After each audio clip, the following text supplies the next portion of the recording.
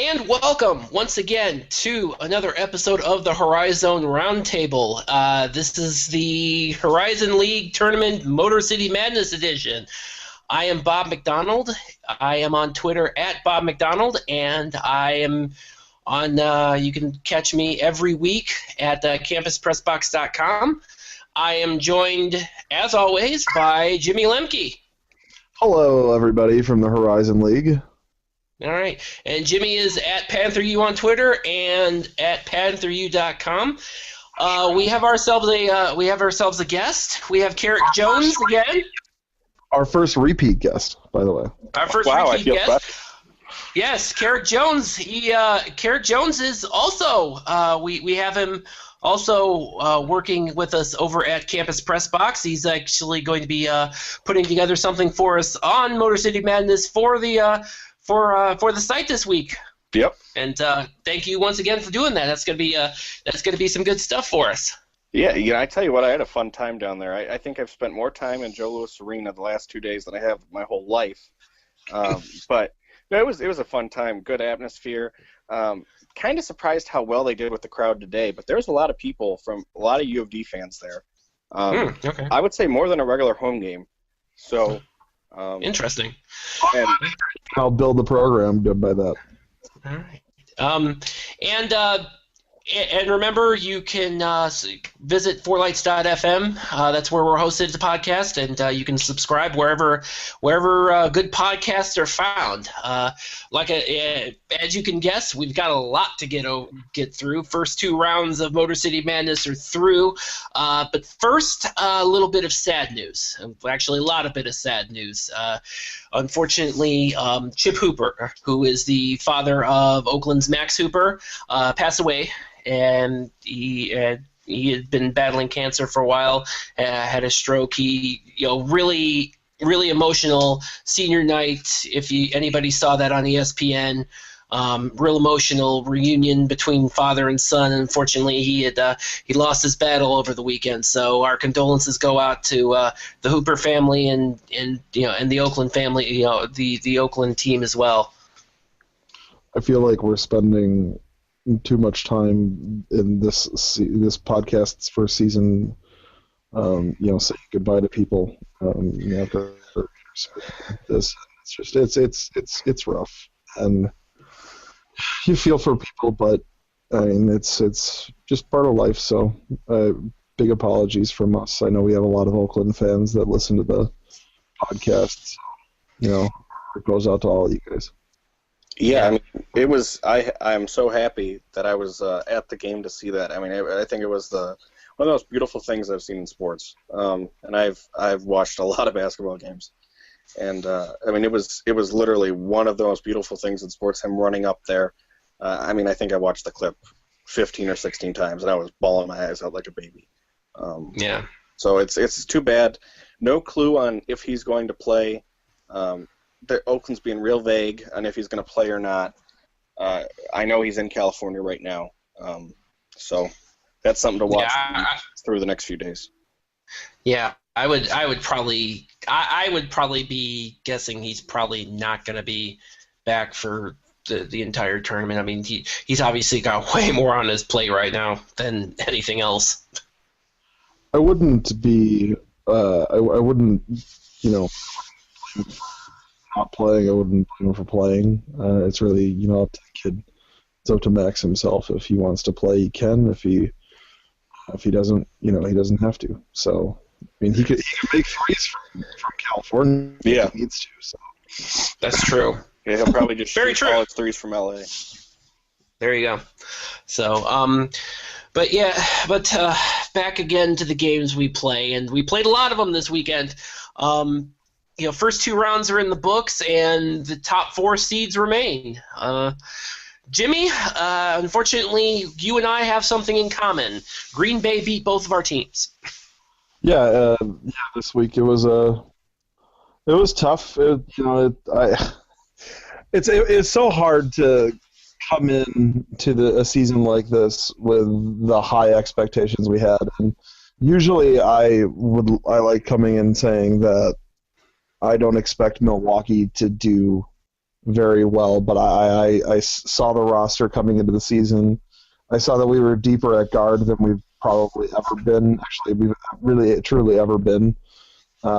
And unfortunately, I kind of turn a blind eye to the fact that after Panoski and Tybee, we were extremely thin on the front line.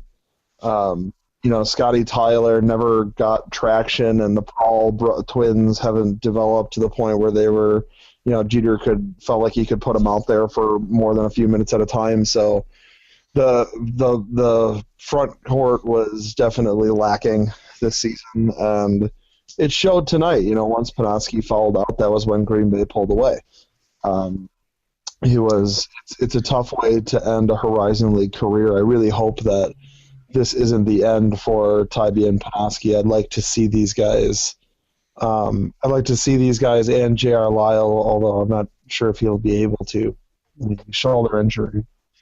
I'm not sure if they'll be able to play in the postseason. I'd like to say that we go to the CBI or CIT or this new Vegas 16, but I'm just not sure. As for Green Bay, Link Darner has brought about. He has really brought about a big advancement of Carrington Love's game, and it showed. He is a much better player, in this week than he has been, or this season than he was before. That wasn't just because he was now outside of Sykes' shadow. He really embraced Darner's system, and the good thing is that Faust really fit. Faust could really work within Darner's system too. So Green Bay is a hell of a team, and I do feel good for those two guys specifically, Faust and Love, because they are definitely they are friends with a lot of our players. I've seen them plenty of times down on campus during the years that they've been there, and I know that 2014 stung quite a bit for those two guys. So for them to kind of have a bit of closure with that by knocking us out this year, I feel good for them there on that. I wish them all the best of luck with Valpo tomorrow. I should say today. I don't know when this podcast will get posted. This is Sunday night about 7:30 our time. So it's tough for us on our side, but every season ends in a loss, as Kyle Welliston always said. So it's unfortunate, but you try and press forward. We have a lot of question marks. I know that some of the other teams have a lot of question marks moving forward. So I'm glad to know that we're not alone in sitting on the bench and watching the rest of the Motor City Madness. Yeah, I will say this though, and I don't know if I've saw this any other time during the regular season, and maybe you have, but it seems to me that Green Bay really kind of ramped up the defense in these two games more than they had during the regular season. It just seems to me that that's the case. I mean, they and now, mind you, of course, you got a Cleveland State team that doesn't score very much anyway, but seems to me that they were a lot more active on the defensive front these first two rounds than they had been during the regular season. Yeah, I mean, they're just the pressure that this RP40, this relentless pressure for 40 minutes. The pressure that they can put on teams really is an advantage. Winning 4 games in 4 nights, especially when one's going to be Valpo and the other is going to be either Oakland or Wright State, that's a pretty tall order. This is a transition year for Green Bay. So I think every Green Bay fan out there should be very happy that in what is supposed to be a down year for them in transition, they have still really turn it on, especially in the last few weeks, as you said. So I think there's plenty to be happy about, excited about for the future, and the future might be in the next couple of days. You never know if Green Bay can, finally beat Valpo. It's hard to beat a team 3 times in 1 year, and Valpo swept Green Bay in the regular season, but they needed a buzzer beater to beat them in Green Bay. So that's true. are going to be chopping at the bit for that. And I don't think that Bryce Drew will ever have a team, get caught in a trap game in the conference tournament. But, it's not out of the question to see them Valpo maybe looking ahead a little bit and get caught, because Green Bay is one of those. Sorry, one of those teams out, guys. Yeah, it happens. Something I was thinking about in the car ride home with Perry Farrell on the Free Press. Any chance you guys think Bryce Drew overthinks this because he's probably hopping on to greener pastures? No. No. Bryce Drew is going to stay there at that program until he wins. Yeah. We talked about this a little bit last week, last episode, because Jimmy and I had talked a little bit about the opportunities he's already passed up, and I don't see this next opportunity is very large. Yeah. It depends on if Louisville calls him, he's not going to drop everything. Yeah. Well, maybe, but I don't think that Bryce Drew, who is in this incredible situation. I mean, we are talking about a guy who basically owns that town. He does. He is mayor for life. He is president of the campus for life. This is his home. But basically, and what I'm saying is not that he won't take that Louisville job should it open up, or another elite top 25 national program job that opens up. I'm not saying that he wouldn't take that. I'm saying that I don't think Bryce Drew's worried about that. And he might not be, but to quote Kendrick Lamar, the Yams got a lot of power, and someone's throwing $2 or $3 million at a little kid from Mayberry. I think the kid from Mayberry, as much as he loves his hometown there, might have to take some money and run. I mean, his brother's making bank down. Hasn't that already happened at least a couple of times already? I mean, Jimmy, we talked about it in Mississippi State. Didn't they want to throw a whole bunch of simoleons at him? But they're not. But it's not Louisville. It's not the ACC. It's not Bryce Drew takes on Coach K and the loser Roy Williams. It's Duke and Carolina and Jim Boeheim in Syracuse, wherever the heck you say his name. I mean, it's Pitt. It's all those huge arenas. It's having a recruiting budget where he can go get the weird kids he wants and fly to Bosnia to go get them. It's a difficult. It's going to be difficult for Valpo fans because it'll eventually happen. But if I know that Valpo people they're living in the now, and I don't. They're an angry bunch too.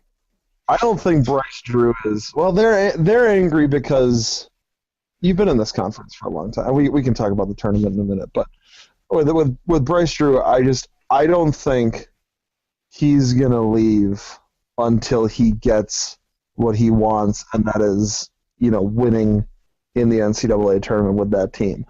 If that screws up and they don't get that this year, and then Louisville comes with a pile of money, I'm sure the guy will have to think a lot longer and a lot harder. But I don't think anybody's really worried about him.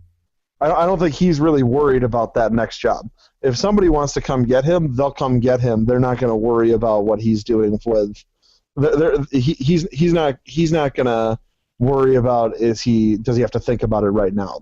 Bryce Drew's not going to think about that. Bryce is going to everything he's doing right now is thinking about Green Bay. So I'm not. I don't think any. Green Bay and Green Bay again, as you mentioned, that. They had to beat at the buzzer when they went up to Green Bay, and this is a neutral site, so anything's possible. So it doesn't strike me as something that would happen that Bryce Drew would run into a trap game. Stranger things have happened though, but I don't think that's going to be. I really think he's going to have them. They're going to be rested. They're going to be prepared, and it's going to be good. But they also Tavon Walker is out. Okay. Let me put it this way. I was told he's at 40%, has not practiced, and cannot run. That sounds a lot like out to me. Yes, it does. Well, I didn't. Yeah, he was. Because I think when did he go out of the last game? And I don't even remember. To tell you the truth. I have no clue. So it doesn't surprise me that he's probably gonna be out for this game, and he's probably gonna be out for the championship game should they advance. So I would probably, but at the same time, again, this is Valpo, where you have so many people, you have so many players in that you have so many players that can kind of pick up the slack, if you will. So I think don't get me wrong. Obviously, losing Tavon Walker is pretty sizable. But if it was any other team, losing a Tavon Walker would be catastrophic. In the case of Valpo, it's manageable, I think. I would agree. The other kid I was really impressed with today watching Green Bay was Charles Cooper. I didn't really catch on to him when they played Detroit in Detroit, but watching him today, he can jump, he can shoot the long ball, he's a slasher. He reminds me of a little Chris Jenkins. Actually, the funny thing is, you bring up Chris Jenkins, and the first time I saw him play, that's who I thought of. I was like, this is a guy who's just all over the gym. He can jump with anybody, and oh, by the way, he shoots well. It's people talk at Green Bay. They're all about Khalil Small, but I think Charles Cooper is the guy for them in the future. I'm personally very impressed with him. Green Bay's got plenty to be happy about moving forward, and Link Darner is just going to pull a bunch of players that work with Cooper and work with Small and work in that system. So. Yeah, we're gonna have to deal with Cooper for more time. I think Link Donner's playing with loan money though right now. Those aren't his kids. Yeah, he's a D2 coach. I doubt he's going to recruit the same type of talent that Wardle curled, because Wardle has some guys on that team that are high major players. Mm-hmm. I mean, I would argue outside of Oakland and Milwaukee and Detroit, they're probably the third or fourth best recruiting school over the last 4 or 5 years. And a lot of it, I think, is Brian Wardle, and we're just going to have to see, because I haven't seen anything from Darner that says, hey, I'm a legitimate D1 coach. Right now, he looks like a very good X's and O's coach that's playing with house money. So, I know that Green Bay, as a university, they don't have much money, but they know how to support a program in a myriad of other ways, and that's what that sounds interesting. They know how to support the program. They'll put on the steak fry. They'll put on different things. They don't have. They fry the steak up there. It's called a steak fry. They do it in the Lambeau Field atrium every year. It's a fun deal, but how do I say this? I don't want to say this with actually saying things. You're trying to say they do improprieties without saying.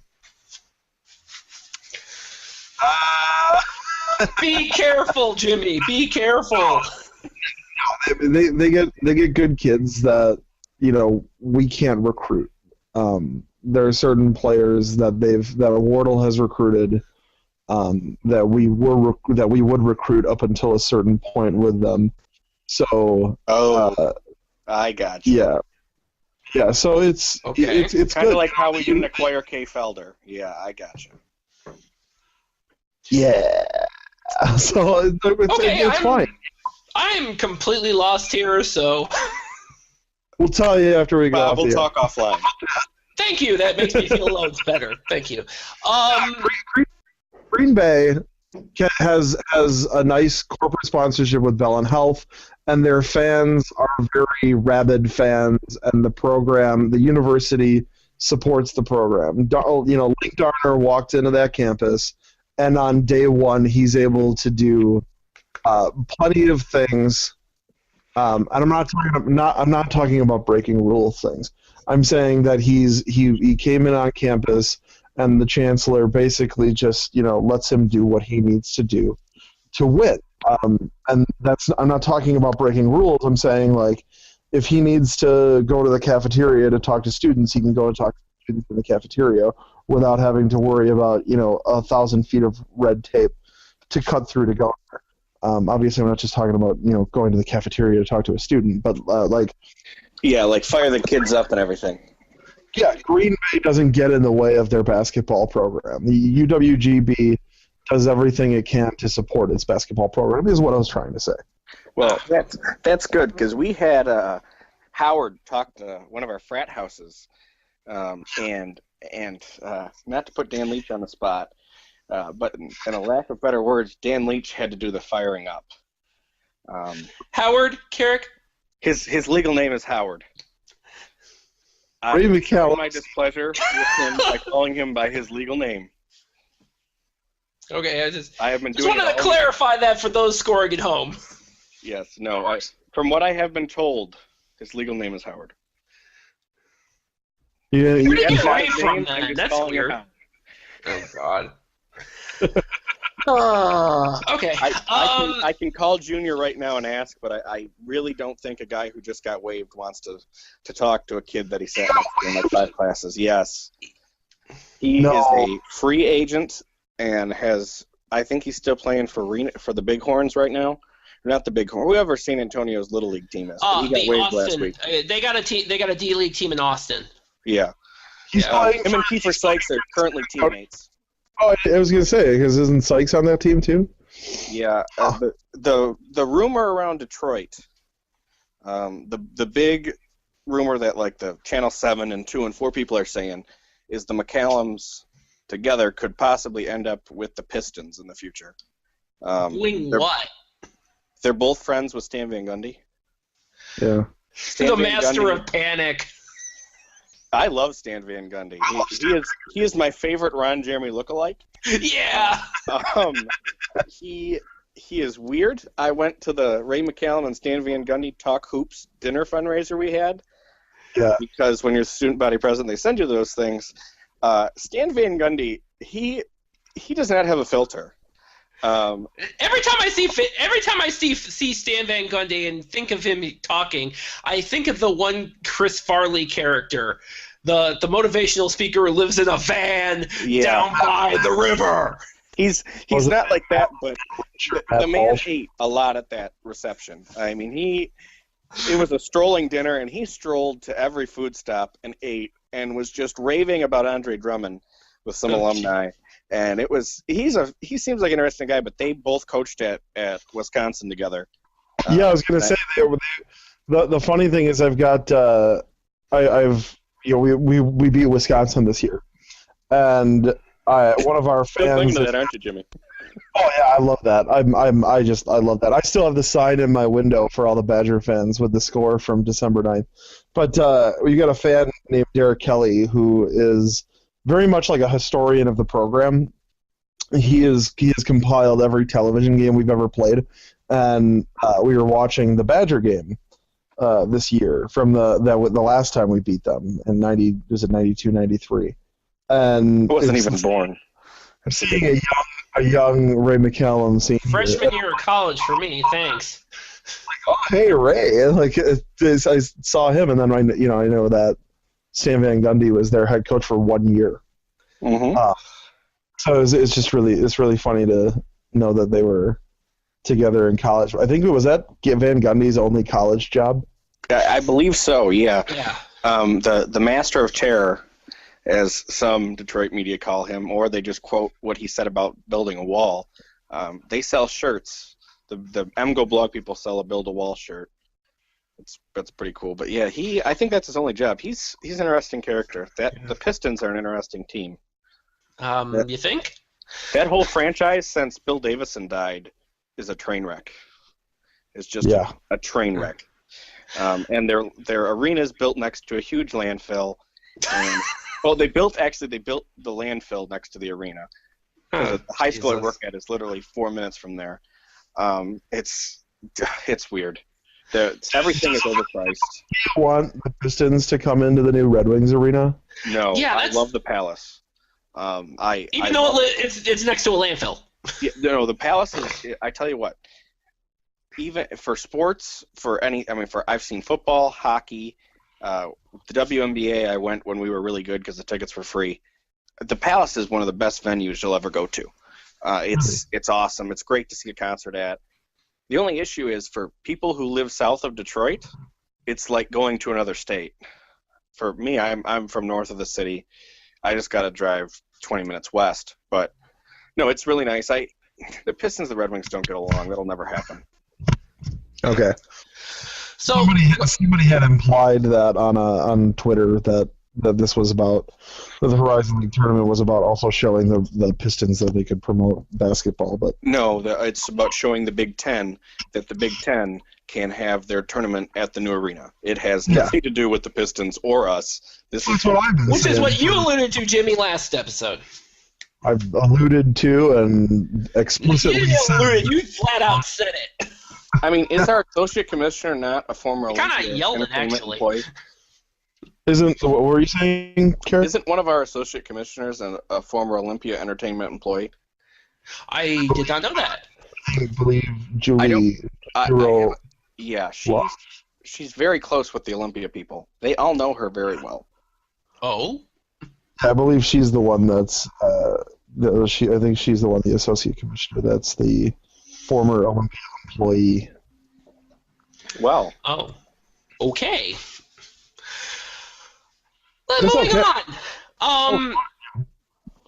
I did want to. The one thing I did want to talk about, obviously, was the Wright State win over Detroit today, but not so much the game itself, but the post-game press conference from Billy Donlon. Karic. Yeah. So you happened to be in the room and kind of got yelled at for it. I did, and he apologized. He was very much grandstanding. He came in with his statement and was pissed off. And then he let JT and Grant talk, and he said on camera that I've told them if they say nice things, they get a steak dinner, and Yoho really likes steak, so he's going to say a lot of really nice things. And then when he was walking out afterwards, he looked at me and Perry Farrell. He was talking to Perry Farrell about some old 7-foot guy that shot really good bunny hoppers from like inside 10 feet. I don't know what his name is. It's way before my time. But then he turned to somebody, I think to his SID, and goes, "So where's the nearest steak restaurant?" So he wasn't kidding. I'm sure he wasn't. He's probably going to Granite City, which is a brewery steak type deal in the Marriott. But he was angry. He's angry his kids didn't get on the All HoriZone League team. He's angry about the double bye, which I totally understand. He should be angry. The format's ridiculous. And it's only going to get worse next year, and I'll talk a little bit about that in a second. But yeah, he was really pissed off. He yelled at me because I guess he thought I have a vote, which I don't. And I'm probably even more relevant now that I'm graduating, or less relevant rather, now that I'm graduating. But he grandstanded for a good 15 minutes, like not a lot of questions, just Billy Donlon yelling. And he blamed all the media. It's the media's fault, and then it's the league's fault. And he hates the league, I guess, from what I gathered.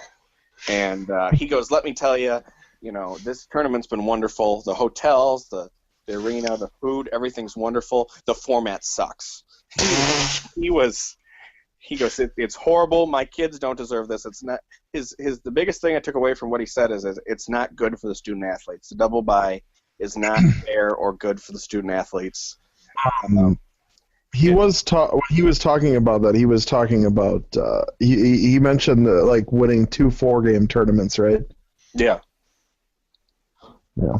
It's right. I mean, the double bye, and I will limit this rant just because I don't want anybody to. I think we've heard me get angry about this tournament more than enough, especially since we're in the middle of it now. But the double bye made sense. The reason for it was to protect the top seeds, and it succeeded, and it put the best teams in the tournament, and whatever.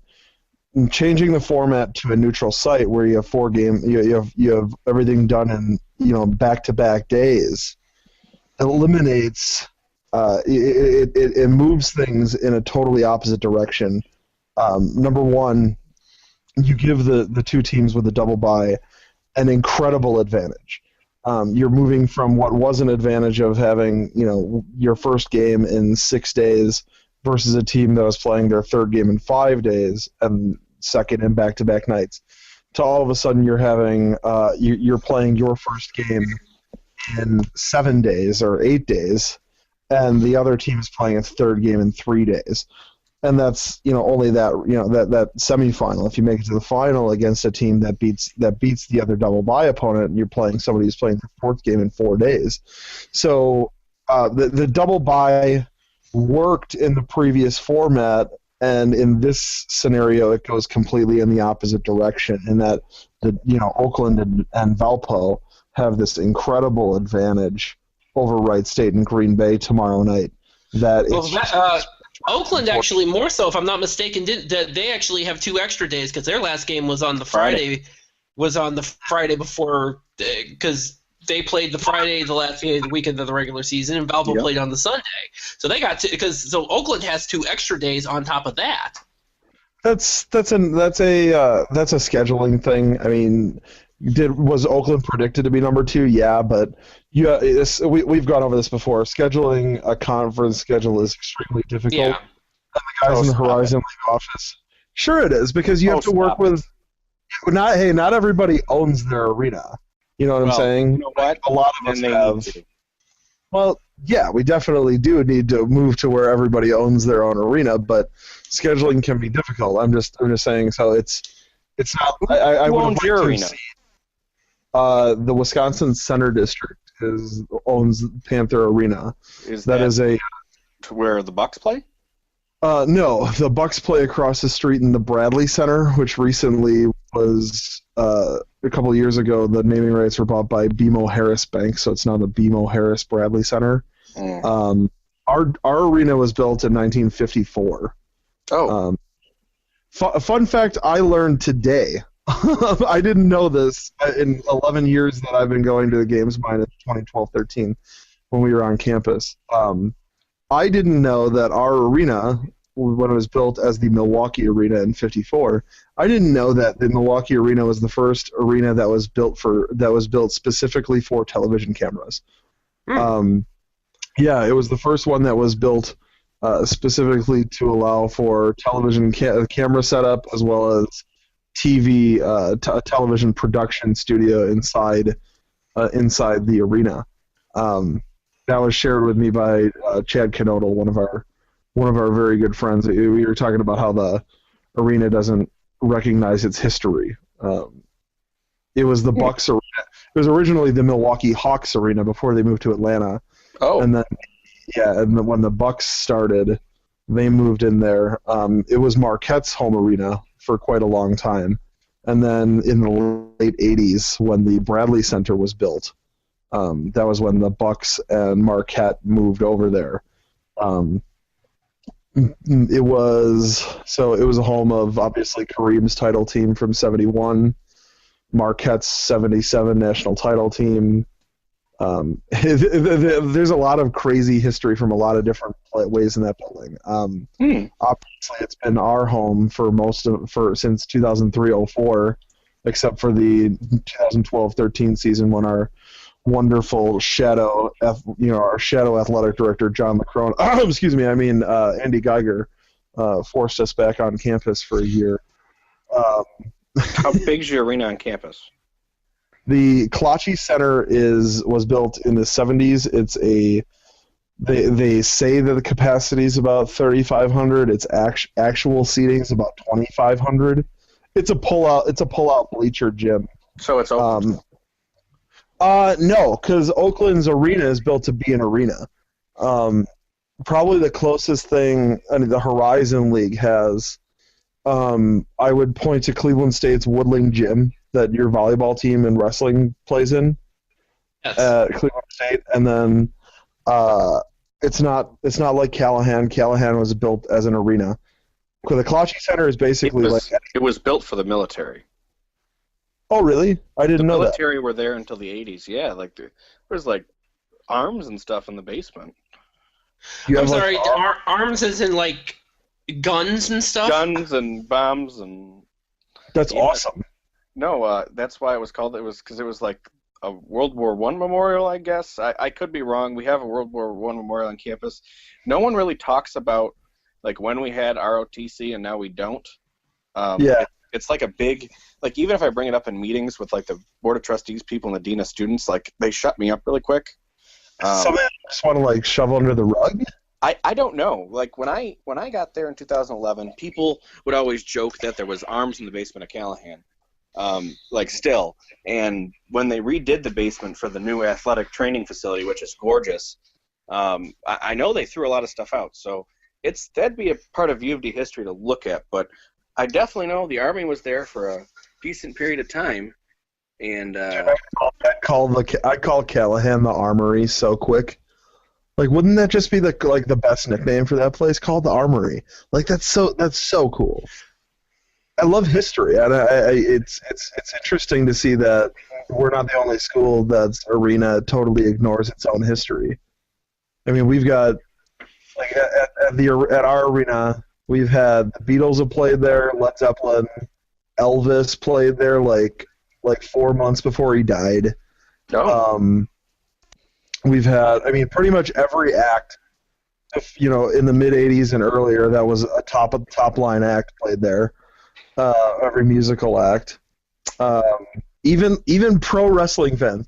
So, are you guys familiar with pro wrestling at all? I dabbled. Okay, so Stone Cold Steve Austin. Yes, he crushes heroes.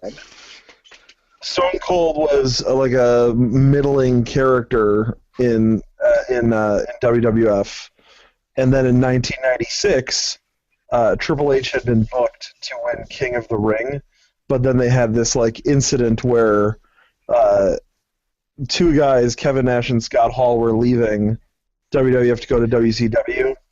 Oh yeah, that was part of the whole. That was part of the whole Outsiders thing, and then they went over joined NWO, and then '96, I think it was, and I remember this because it was '96 because Triple H was doing that stupid Hunter Hearst Helmsley, that ridiculous, classical goofy gimmick of his, and it was so ridiculous. I remember because it was a house show in Cleveland, and it was. I mean, it was so laughable how that guy ended up getting into a position of power in the WWE remains a mystery. Well, it's easy when you talk daughter. Well, that's true. Plus, they did change. He probably lucked out in the fact that he kind of fell into. He was able to get that Degeneration X gimmick going. I mean, otherwise he'd just been. I brought it up because at Madison Square Garden, right before Nash and Hall left for WCW, they were I think they were the bad guys in WWF as Diesel and Razor Ramon, and Shawn Michaels and Triple H were both good guys, and there was a cage match, whatever, blah blah blah, and during the show, this was a house show, so it didn't happen in person, but. All four of them got in the middle of the ring and basically hugged it out because they were buddies and this was their last show together. It was in the middle of the show. That? Yeah, they call it they're called the Click was what they call it. Yeah, well, it's the Click. I couldn't remember where that was. So they call it the MSG incident basically in wrestling. Mm-hmm. Yeah. But what happened was Nash and Hall leave. Shawn Michaels is too big to punish. It's a big no-no, breaking character, obviously, in pro wrestling. Shawn Michaels, it's a big no-no. So Vince McMahon basically punishes this Triple H, who is still kind of like a mid-card, low-card character at the time. Triple H was very good in the ring, and the plan before that was to make him win King of the Ring, which was in Milwaukee, at our arena, at what was then called the Mecca. After that, it was U.S. Cellular Arena. A couple of years ago, we bought the naming rights. So it was supposed to be Triple H. This incident happens. Triple H basically gets knocked down the card. They give it to Stone Cold Steve Austin, within just a couple months difference. Stone Cold doesn't know it until the day it happens. So when back then the King of the Ring, you'd win and you'd give a speech. Mm-hmm. Well, Stone Cold wins it, goes to right where our student section used to be. When I was a student, the student section was on the south side of the floor. Goes to where the student section sits, where they have the throne set up, and he gives a speech which wrestling fans is basically one of the biggest like promos ever, because it's the speech what they all refer to as the Austin 3:16 speech. This is where he tells Jake Roberts, you thump your Bible, blah blah blah, John 3:16. Well, Austin 3:16 says I just whipped your ass, and the whole idea behind this is that Stone Cold's supposed to be a bad guy. He's supposed to be a bad guy, and Vince McMahon's doing the color commentating, and you can actually like watching the watching the promo, you hear Austin say that line, and the fans in the crowd who are supposed to be booing are like all of a sudden they're like, "Whoa, that was awesome!" And like you get like and people cheering it, and until that point, wrestling was exactly how it always is portrayed to be in other media. It's always portrayed to be this like Saturday morning cartoon, the good guy versus the bad guy.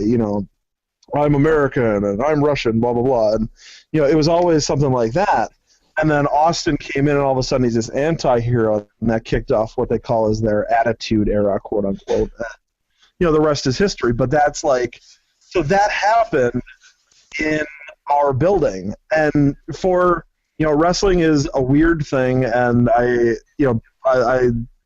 it's a guilty pleasure of mine. My friends and I are into it like a little bit, but I brought it up because it's another part of our history that this arena just doesn't pay attention to. And it was like one of the biggest moments in the history of an entire genre of fiction. This right. Yeah. It's one of the biggest moments ever.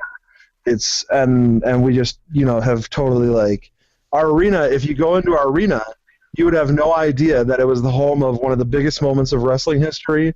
It hosted some of the greatest concerts of the greatest musical acts of the 20th century. You would never know that it had the 71 NBA champs or the 77 NCAA champs. This is a building that very much was quote unquote built, although it was almost 20 years later, by Kareem and Oscar Robertson. So it's funny to me to hear Karic talk about how Callahan Hall has this history that nobody talks about, because our arena has history nobody talks about. And I learned something today, that it was the first arena that was built specifically to handle television cameras. I thought that was very interesting. The more you know. Yeah, the more you know. I got about 5-10 minutes. I want to give you guys kind of my thoughts on being there, since I was there all weekend. Before because I got to call Carlton Brunge's brother back, because he tutors me in stats, and I got some stats homework to do tonight.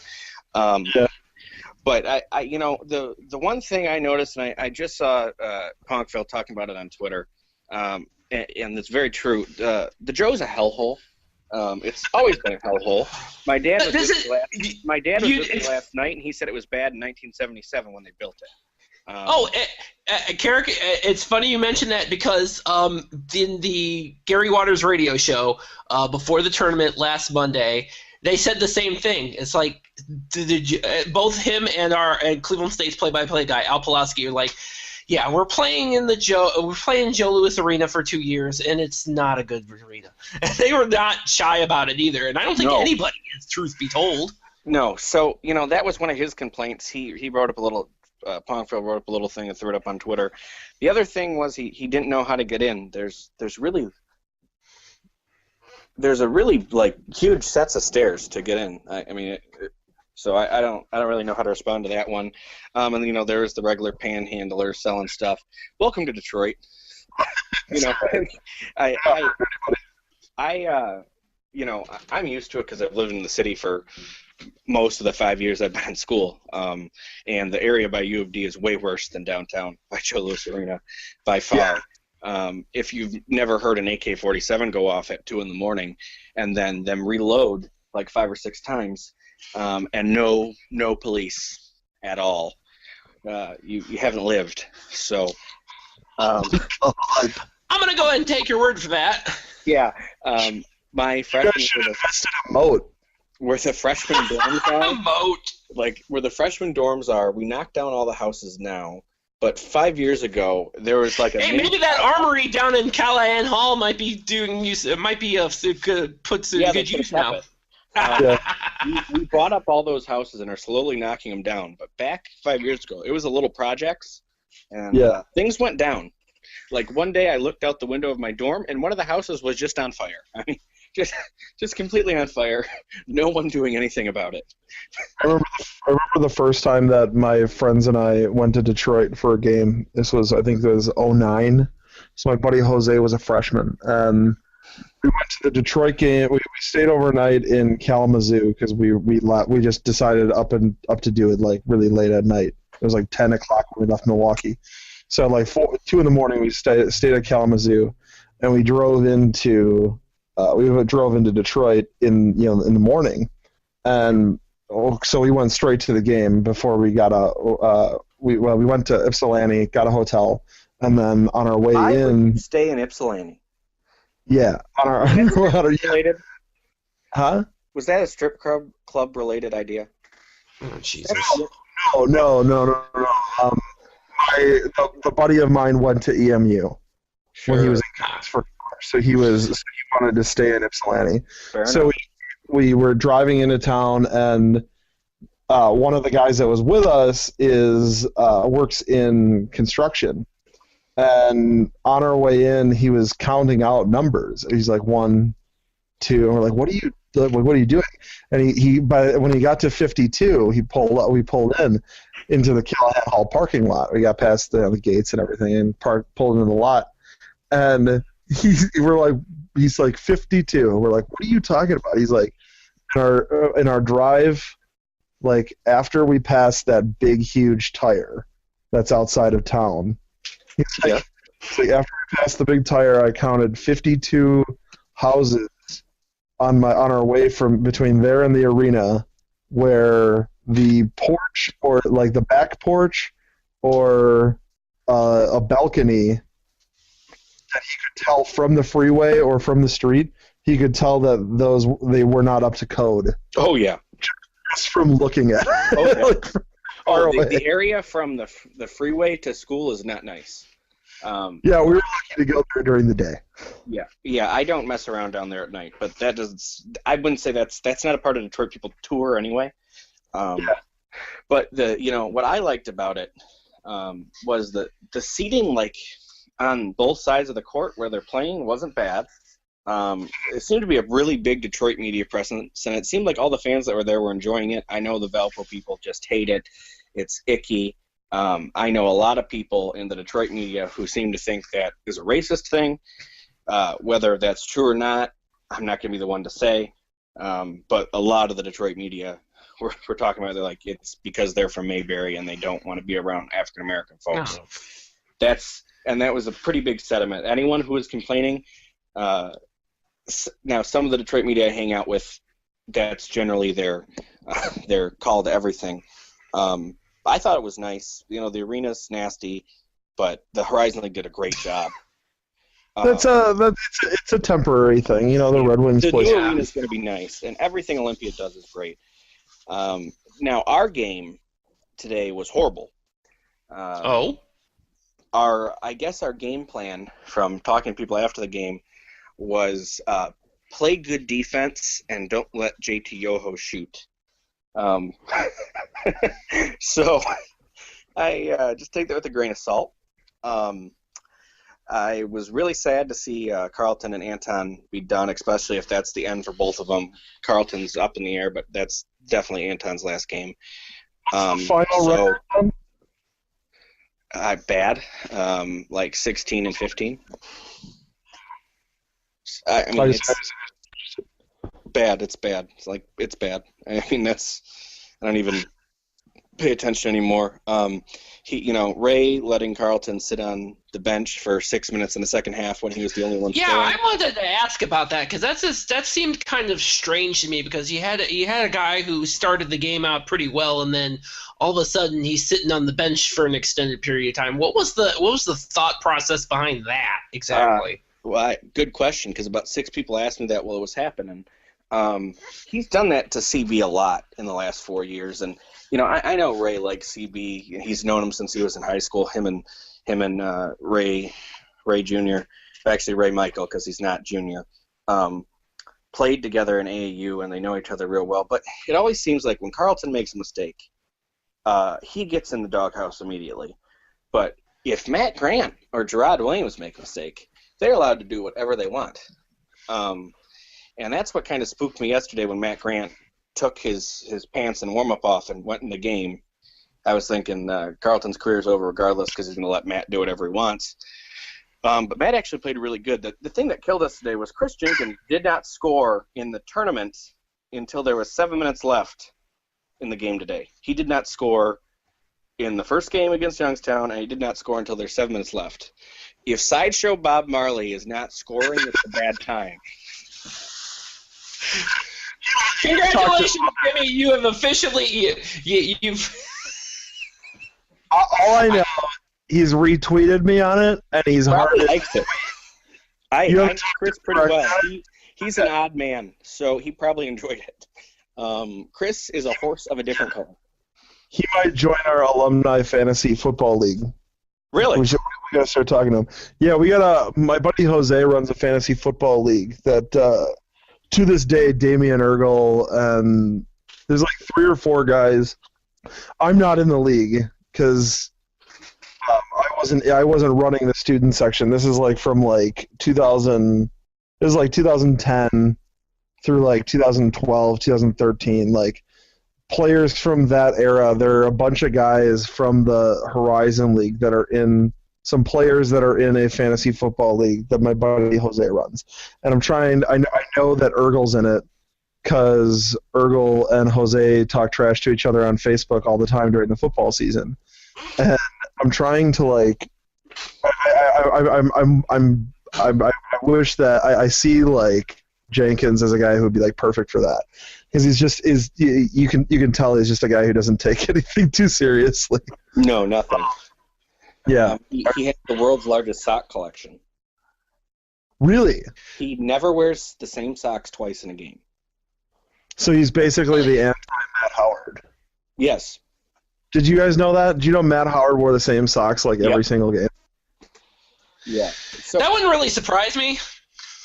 Yeah, Matt Howard seems to me to be like a guy who, like, when he's like eating cereal, he's thinking about basketball. Yeah. And when he's pulling on the same socks he wore yesterday, he's thinking about basketball. Yeah. That whole Butler team was a bunch of different guys, let me tell you. Do you think? No, I thought the tournament was good. I enjoyed it. I really did not enjoy everyone's complaining about it. And people have reason to complain for multiple reasons. I get it. If I'm a Valpo fan, I'm upset. But some people were just complaining that, well, Detroit is bad. No, it's not. If it was really that bad, I would not have stayed there for 5 years. I'm very middle class from the suburbs. I went to school in the middle of nowhere in the country. If it was that bad and maybe uncomfortable, I would have got up and left. So other than that, I mean, I think people are going to grow to like it. They gotta make it different though, so everybody can get there. I think I think the biggest issue is the fact that right now they've got it. That's the scheduling. They've got it the Saturday to the Tuesday. I'm hearing here is Monday through Sunday. Oh yeah. I'm sorry, what? Monday through Sunday, with the women's tournament and the men's tournament in the same place. Really? Because that would be kind of a shift. Because the women's tournament is like literally one of the last ones. One of the last tournaments in women's college basketball, because I know that they're doing that up in Green Bay in the next couple of weeks. So, but it's usually one of the last ones they do before the selection Monday, whatever the heck it is. I'm confused about this Monday to Sunday. I don't know how it's going to work. I was just told, because everyone in the athletic department talks to me, and they forget that I'm media, I guess. But maybe they just don't care is what I think part of it is, because everyone knows if you tell me something, it's going to get out one way or another. But I guess, it's going to be like a week-long deal. I guess, are they going to buy a hotel and let everyone have a room for $10 a night? Otherwise, nobody's going to show up. If they really want, like, I thought that I thought what they'd do is switch to just move it up a couple days. Yeah. And have today be the title game. Like, have the Sunday before Selection Sunday be the championship. Maybe that's the plan. Who knows? But I know it's staying. They're not going to abandon ship. They like it there, and the Detroit people, we like it there. And I know everybody can complain, but the first time anybody comes and does the whole thing, they're going to like it there. There's too much stuff to do right in downtown Detroit that's fairly inexpensive. I mean, you can eat at some of the best restaurants in the Midwest, and you're not going to break the bank with two people you can probably eat for $50.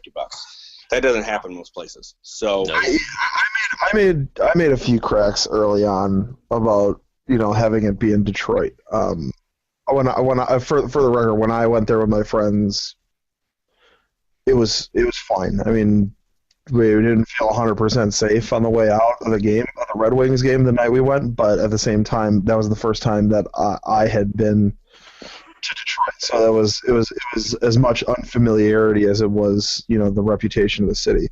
So I'm not worried about that. I know that the district that the Red Wings are going to have around the new arena is going to be really nice.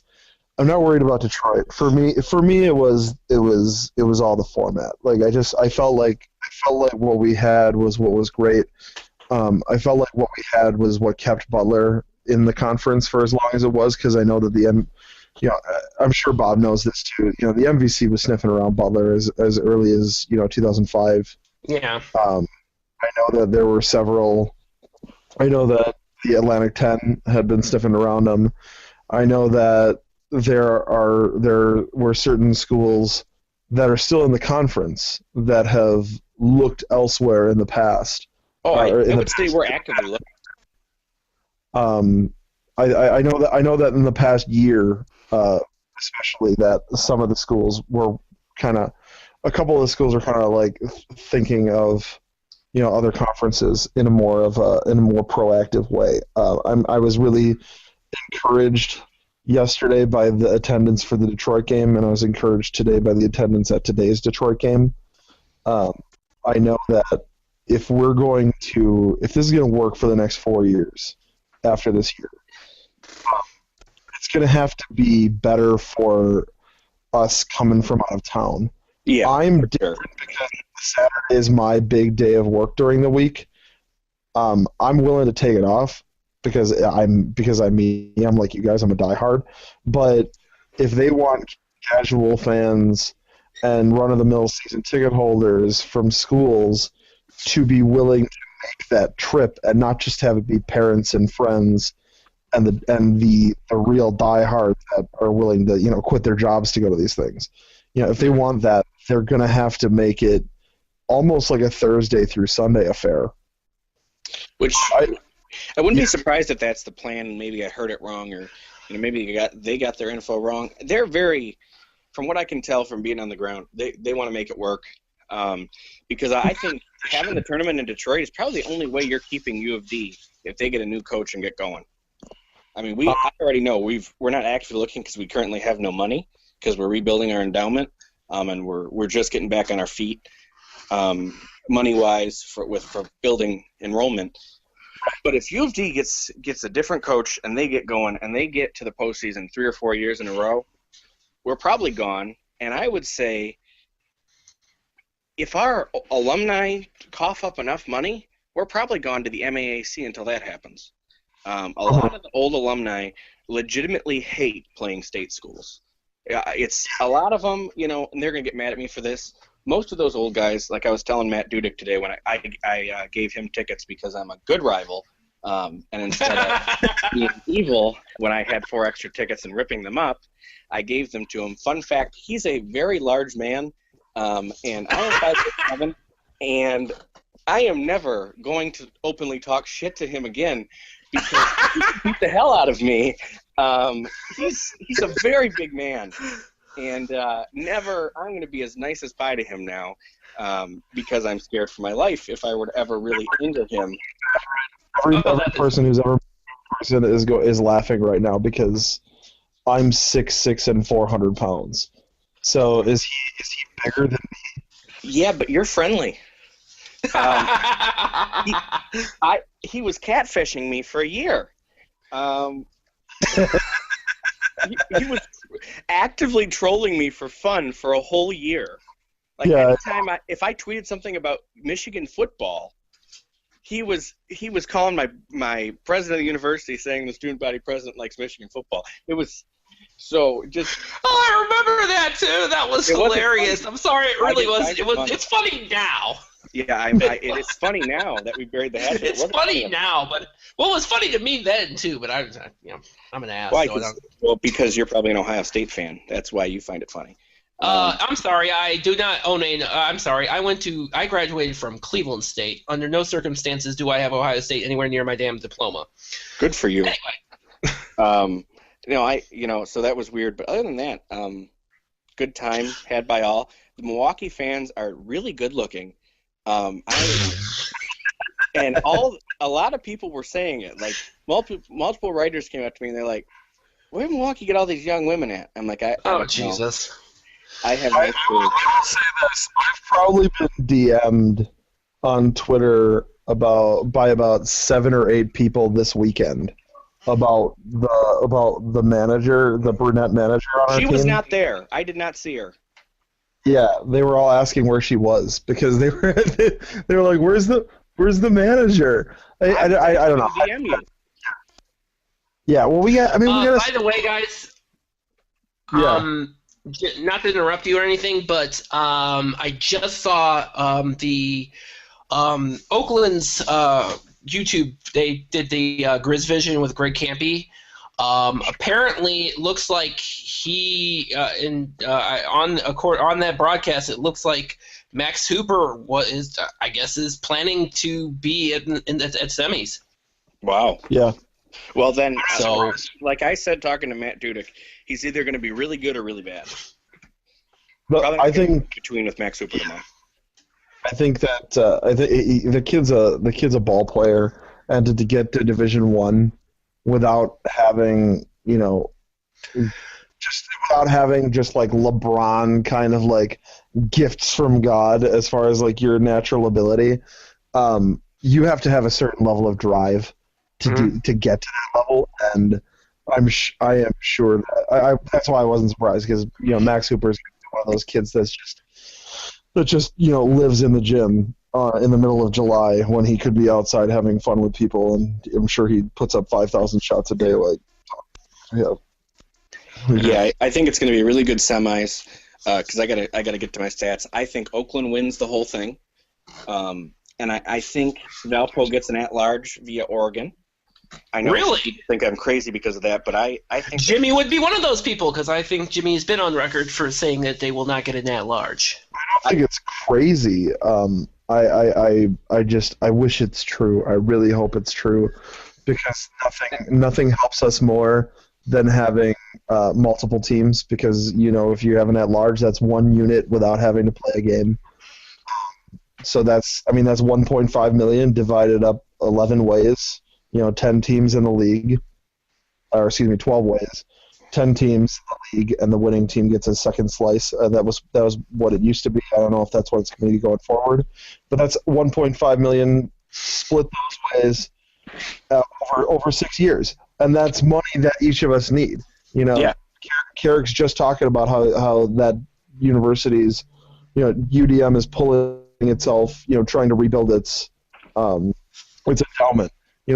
Bob, you guys have lots of problems. I know we have our athletic department has a big, somewhat fallacious debt, but we don't have any problems. We have students who apparently just want to spend $11 million every year just for nothing. I believe your student body funds the athletic department more than any other student body does on a per student. They do.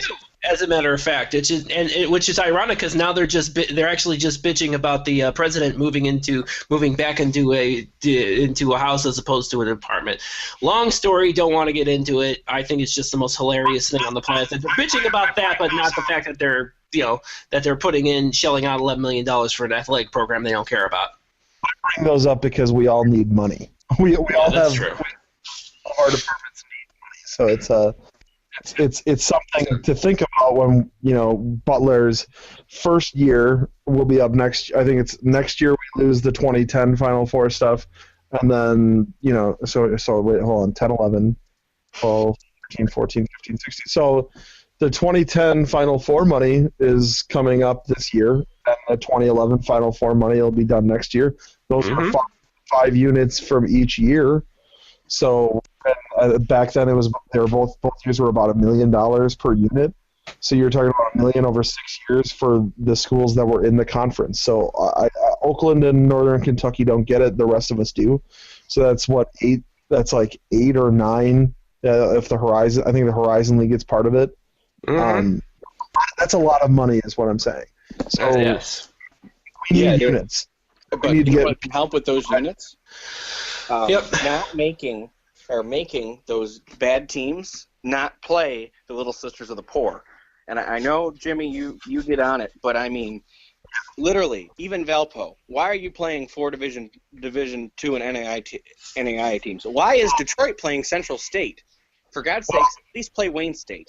I will say this. I used to be a guy who railed against the non-D1 games because when Rob Jeter took over here, Bruce Pearl was always a guy who would play low major teams like Prairie View A&M, Elkhorn State, teams like that. Whereas Rob Jeter would replace those games with like we play Parkside from our state. Some other Division II school. Sometimes we'll play like an NAIA school in a regular season game, and our fans hate it because they buy season tickets. So I used to rail against it, but the RPI is very important for the selection committee. It's very flawed. We all know this. I think we all agree that at least the KenPom ratings and probably more ratings are better, better ways to judge a team. But the selection committee uses it. And playing a team that's 350 in the RPI hurts your RPI considerably. The example I always use is from the 05-06 season. It was Rob Jeter's first year. Was that the torture porn year? No, that was the next season when we lost all of our players. You're talking about my Twitter profile? Yes. Okay. That was the 06, 9, and 22 season. But in 05-06, we were 42 in the RPI. We played Youngstown State at home in a late season game, beat them by 40. It was I believe the score was 98-58. The only reason I remember the score is because if we scored 100, everybody got free meals from Popeyes, and Miles McKay missed like 2 shots in the last minute and became like the dog on campus for a week. But what I bring it up because we were 42, we beat them by 40, and then we woke up the next morning as like 72 in the RPI. That's the problem. Then what is Youngstown and UIC doing to be that bad in the RPI? Who is playing? They're doing stuff. Youngstown is about to re-up somebody. I don't think Slocum's the problem. I think Youngstown's problems are infrastructure. I don't want to get into Youngstown. And we've talked about it a lot anyway, and I'm sure we'll talk about it a few more in upcoming episodes. So, Karic, I know you're kind of running up against it. So, I think at this point in time we'll just kind of wrap up this week. Next week, obviously, Selection Sunday, and we'll get into all that, and we'll see who the eventual champion is at this at Motor City Madness here. Karic, again, thank you for joining us on this podcast. And again, guys, his assessment is going to be on campuspressbox.com this week. Good luck to the 4 teams left. I want to say that. Absolutely. All right. The last 4 teams, make it good. Entertain us. Are you not entertained? All right, we'll see you guys next week.